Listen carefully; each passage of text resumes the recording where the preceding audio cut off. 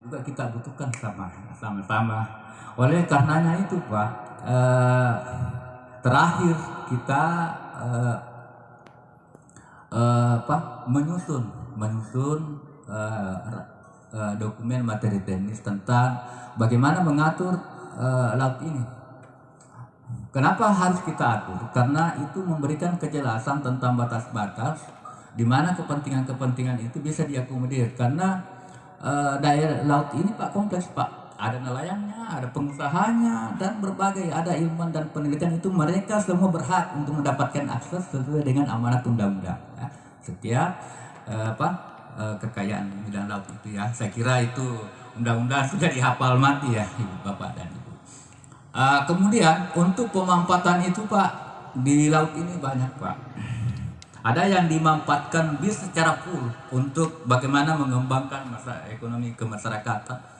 Dan kemudian juga ada yang dibatasi, kan ada yang juga yang sama sekali tidak boleh diganggu.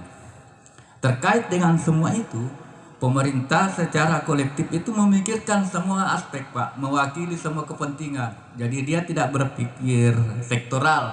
Maksudnya untuk nelayan, bagaimana kami ini Pak, masa penyu misalkan lebih dipentingkan daripada kami yang mencari sesok nasi. Itu pikiran sektoralnya nelayan karena memikirkan bagaimana kedepannya mereka bisa makan Pak. Tapi pemerintah hadir untuk mengatur semua Pak.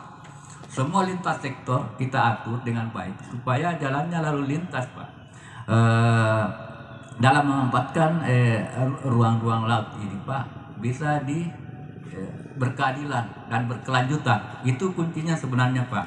Kegiatan-kegiatan pada pagi hari ini terkait dengan konservasi sebenarnya dengan biota laut, bagaimana memberikan pemahaman kepada masyarakat terkait dengan jenis-jenis yang dilindungi. Kemudian nanti akan dijelaskan lebih lanjut sama Kepala Pak Permana ya.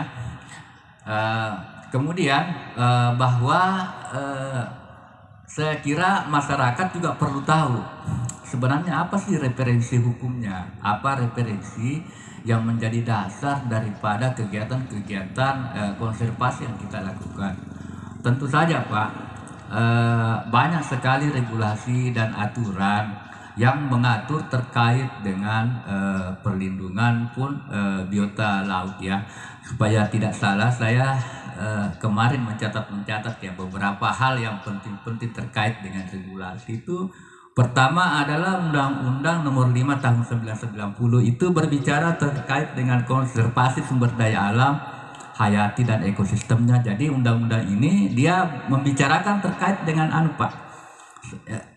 tata rantai atau sistem yang ada pada di daratan Pak ya, termasuk di darat dan di laut itu. Dia mengatur secara umum, kemudian dia diturunkan lagi ada turunannya itu Pak, karena sebuah undang-undang itu bisa diaplikasikan melalui peraturan pemerintah nomor kalau tidak salah itu peraturan pemerintah nomor 60 tahun 2007. Ini langsung kena ke terkait dengan sumber daya ikan kalau tidak salah ya Pak. Jadi ada lagi turunannya. Kemudian diturunkan lagi ke dalam keputusan Menteri Kelautan dan Perikanan nomor 49 tahun 2016. Itu mungkin terkait dengan pemerintah ya dalam menetapkan status hewan yang dilindungi, biota yang dilindungi di laut. Kemudian untuk Permen KP nomor 61 2018 tentang pemanfaatannya.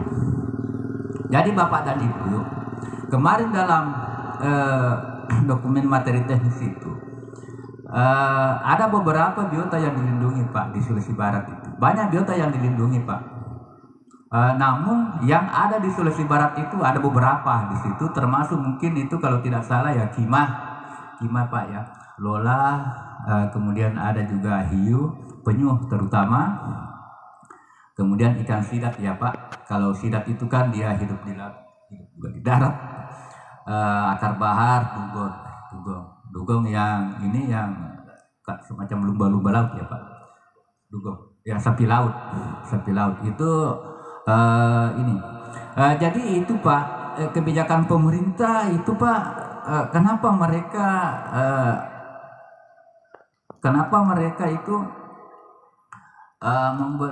menekankan terkait perlindungan terhadap hewan-hewan tersebut. Bahasa umumnya itu adalah karena itu mendekati kepunahan, Pak. Ada sesuatu masalah di situ sehingga populasinya menjadi menurun. Biasanya pemerintah itu adaptif, Pak, maksudnya dinamis dalam memperlakukan aturan-aturan terkait dengan biota-biota laut yang dimanfaatkan di laut itu, Pak. Jadi mungkin ada semacam mungkin dasarnya itu penelitian terkait dengan populasi. Jadi kalau misalnya dia dinyatakan sebagai hampir punah dengan jumlah populasi tertentu itu biasa langsung dilindungi, Pak, tidak boleh diganggu karena itu